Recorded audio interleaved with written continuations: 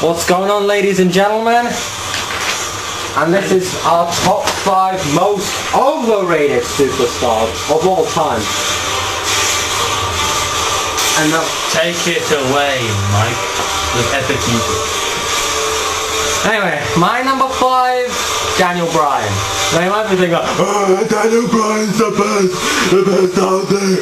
He's the greatest of all time. He's the flying cut. Shut up.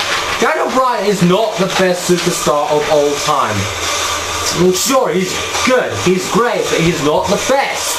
I mean, it just annoys me how people talk about him nowadays. And the push he's been getting as of late really annoys me too. It's like, I feel like, what has Daniel Bryan really done to earn this push? Oh, he beat John Cena at SummerSlam. Big whoop. It's not like I was supporting John Cena or any of that crap. I fucking hate Cena and all that. I was actually pulling for Bryan, but since SummerSlam, he's been getting so overhyped. It's like so fast. It's unbelievable, and I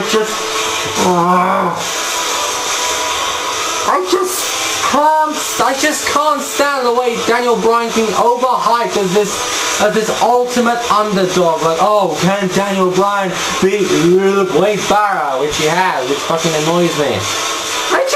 I don't have a problem with Daniel Bryan himself. It's just his popularity I have a problem with, and some of his fans. The way some fans treat him like he's a god or something like that. Because although Daniel Bryan is great, I'm not going to deny that. He is great, but he's not the best. That's what really annoys me. It's just some of his fan base and his popularity. And that's why I have no choice but to put Daniel Bryan as my number 5 most overrated superstar. This music is epic! And Mike, Mark, who's your number 5? Yeah, my number 5 is the King of Kings, not the King of Kings, Triple H, with his deadly knife nose. The reason I have Triple H as my number 5 is because in the Attitude Era he was getting title shot after title shot, and it annoyed me after a while, which made me hate him, which would make sense why he's such a great heel. It's just that every time after he married Stephanie, he always got a title shot and a title shot. It just felt forced, especially when all WCW shut down. He was feuding with Kevin Nash and Goldberg and Booker T and all those WCW superstars just to make Triple H look strong. And while Triple H is not the worst superstar in the world, I did think he was overhyped quite a bit. I never saw him as one of the greatest legends of all time, but I still do understand why people like him. But I still think he was overhyped for a majority of his wrestling time, so that's why he's my number 5. Back to you, Mike. Back to me. Now you will be really surprised with this one. For my number 4 is the Heartbreak Kid, Shawn Michaels. And now you might be thinking, oh, Shawn Michaels, he's the greatest! Blasphemy! Hey, what did you say again? What? Don't fuck me. I won't fuck you. Let me just count my fucking thing. Anyway, the reason why I put Shawn Michaels down as number 4, because although Shawn Michaels is great and really is one of the best performer of all time, I just sometimes felt like he was in every single storyline, like every single feud, every single rivalry he was on, like the ones with Triple H in the 2000s and the one with Taker in the late 90s. It's just when he's starting, it's just the thing with Michaels is that, I really don't even know how to word it. It's like I felt, as much as I like Shawn Michaels, I always sometimes felt like he was always in the main event, even when he really shouldn't be at times. I'm not saying he should not be in the main event. I'm not saying he should be a jobber or anything like that. I'm certainly not saying he sucks. I like Michaels. It's just I felt sometimes his presence felt a bit forced on me, and I don't know, sometimes Michaels' presence kind of felt a bit forced, at least on top of me. I mean, like constantly main event after main event after main event and title shot after title shot. It just kind of got annoying after a while. It didn't make me hate Michaels or anything like that. And it just basically WWE were basically kind of overbooking him in a way. And that kind of bugged me because I don't like pretty much anybody to see get overbooked like that. I mean, it's fine to book him really, really good, but not like overbook someone. Come on, because that's just over the limit. So yeah, that's the reason why I put Shawn Michaels as my number 4. Great superstar, one of the best legends of all time, but sometimes I just felt that his constant appearances in main events kind of felt a bit forced, and just sometimes you feel he shouldn't have been there, but he always is anyway. Mark, what do you say about that? Well, Shawn Michaels was a bit overbooked back in I don't know what year it was, back when he was, I don't know, he's a great wrestler, but I understand where you're coming from. Even though I don't personally agree with everything, because we are two different people and we have different opinions, I enjoy Shawn Michaels, but he was a bit... one of those rivalries which I felt was most forced was JBL and Shawn Michaels. I felt that rivalry was just forced, really. They just wanted the way to make them feud, and they didn't know how to take it. That feud was forced. It was still like they just wanted him to have a match with. Yeah, I understand where you're coming from. So that's my number 4, and sorry if I've offended any Heartbreak Kid fans out there. I'm really sorry, but it's just my opinion. I'm not going to change it just because someone doesn't agree with me. Anyway, Mark, you can't disagree with us when we're playing this epic music. I think this is going to be our most controversial top 5 video. My next one is Randy Orton. When he was a face back in 2011. Yeah, that's really. I feel like in SmackDown, Orton was overbooked a bit too much. Like, he was the top face of SmackDown. I prefer Edge. Leave in the comments, who do you prefer, Edge or Orton?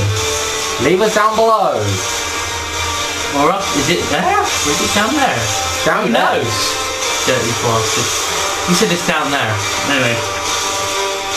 Anyway, Randy Orton, because this is a bit of when this was in 2011, but a bit around when he was last heel. And there's the reasons why. He was overbooked a bit too much. Like, after he looked over the champion, he immediately won it back. Like that feud he had with John Cena, and I don't know, it just felt like they keep putting him in everything they could think of just because he was the main eventer. And I didn't like seeing that a lot. It got a bit old after seeing Orton a while. And yes, it does get old seeing John Cena after a long time. So Orton's a bit stale for me, and I'm glad that he's finally here. I can take him a bit more seriously than I could in the face. It's hard to look at the Viper from a babyface perspective. You mean the Apex Predator? Yeah, and that's what I think hindered Orton quite a bit in, yeah. So that's your number 4? Yeah. My number 3 is none other than the greatest high-flying luchador of all time, Rey Mysterio. If you've seen our top 5 least favorite superstars video, you'll know Rey Mysterio is my number 1, and for good reason. Remember back on Raw in 2006, that was my worst year of WWE of all time, by the way. I forgot to mention that, but as much as I fucking hate Rey Mysterio, I also felt good. Like, fucking hell was he overrated. For fuck's sake. He was kind of like Daniel Bryan, except even worse. It's like, he was, like, no matter what kind of rivalry Rey Mysterio was put in, he always had to be treated like this kind of ultimate underdog, and that really annoys me. That potentially bugs me with any superstar, even if it was Jack Swagger, and he got overbooked like that would annoy me too. Do you understand where I'm coming from with this, more? Yeah, I think I understand or something. Yeah, and I already fucking hate Rey Mysterio, so this is just more, and this is like just more of you shitting on Ray. Yeah, it's just, yeah, you got that right. I don't, like I said, I'm not sure if anybody heard me. I actually don't hate Ray. I actually kind of like Ray. Okay, so, different.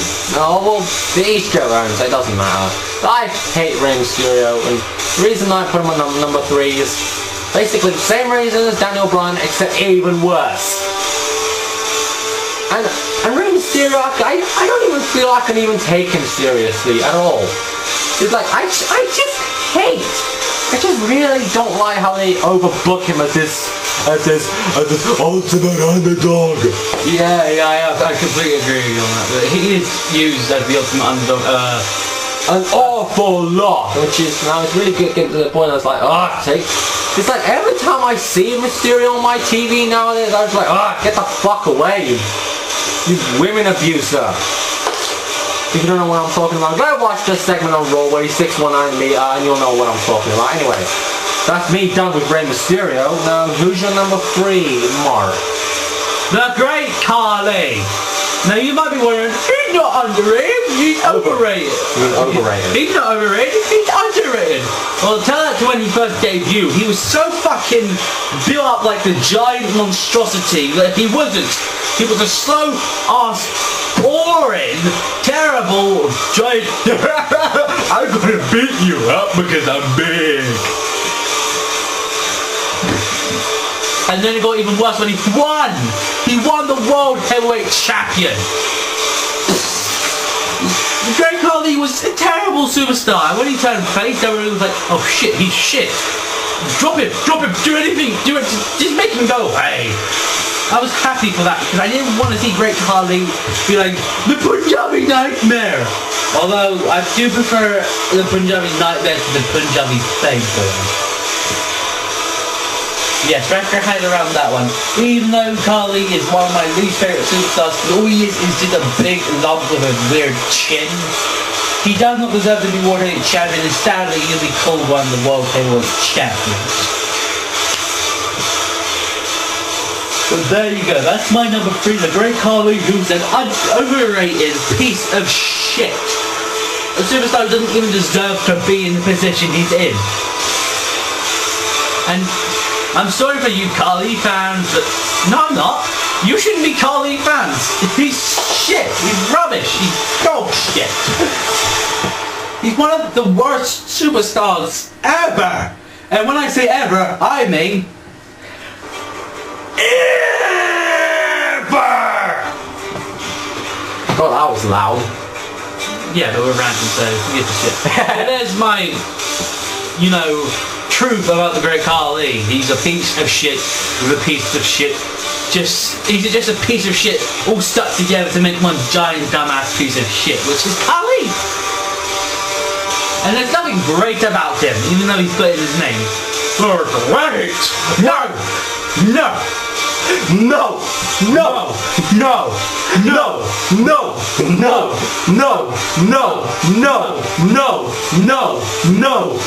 We said that wasn't enough now. Yeah, okay. Your number 2. Now you might see this coming, but number 2 is John fucking Cena. Did you say John or Judge? I said John Cena. John Chan. But anyway, my number 2 is none other than that great fucking dumbass piece of shit, John Cena, who should really go and needs to kill himself. Mark! So I'm playing the game. I'm still listening. Not really. Okay.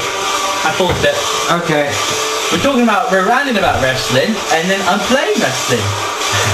Wrestlingception.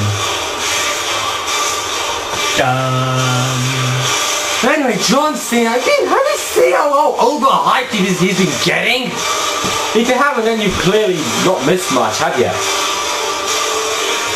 Yeah. Oh, John Cena's overhyped.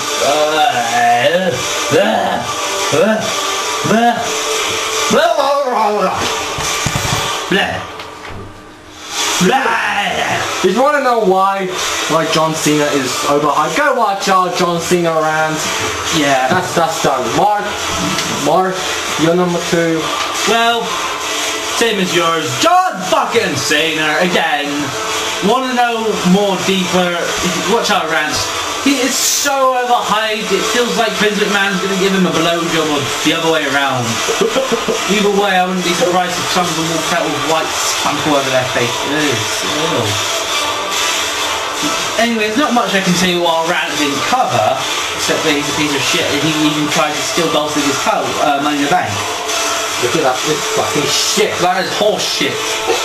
John Cena lost his title, his Money in the Bank briefcase fair and square, and he just what made him deserve another chance to get it back? And Nothing. he didn't even try to get it back. He tried to steal it off someone else. He's a fucking thief. Anyway, without further ado, And behold, this is both of our number one most overrated superstars. The one, the only Hulk Hogan.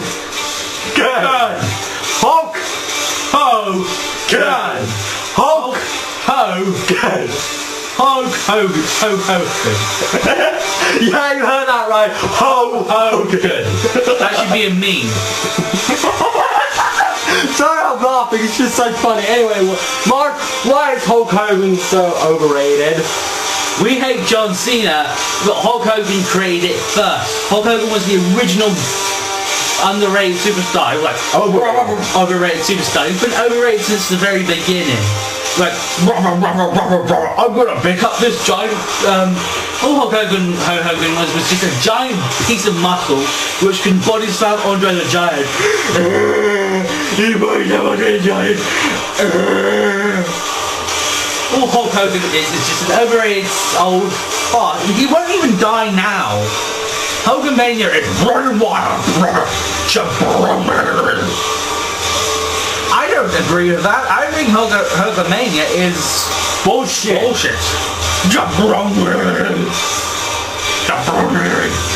I'm not jabroni. Wait, isn't Hulk Hogan jabroni? So Hulk Hogan had that memorable thing like, yo! Even that one's dumb. So yeah. We hate John Cena, but if you want to trace the source, it starts with Hulk Hogan. Hulk Hogan, the ultimate overrated superstar of all time, and what pains me to this day is that he's still considered one of the best legends of wrestling. When he couldn't even wrestle worth a damn. Like what? What was his moveset? A couple of punches and a big boot and his fucking leg drop. The fuck was that? The fuck? The fucking hell. The fuck? That's even more limited than John Cena. Actually, before that, John Cena was a really decent wrestler. Tell them Hulk Hogan? Oh yeah, in 2000, when John Cena first started, he was actually quite a decent wrestler with his rapping gimmick, which we like, even though I can see how some people didn't. Because of reasons. Anyway, so John Cena was once talented. Hulk Hogan has never been talented. And that's why he's our number one. So anyway, this is Mike here, along with my buddy Mark. Signing out, and hope you have a happy fucking day.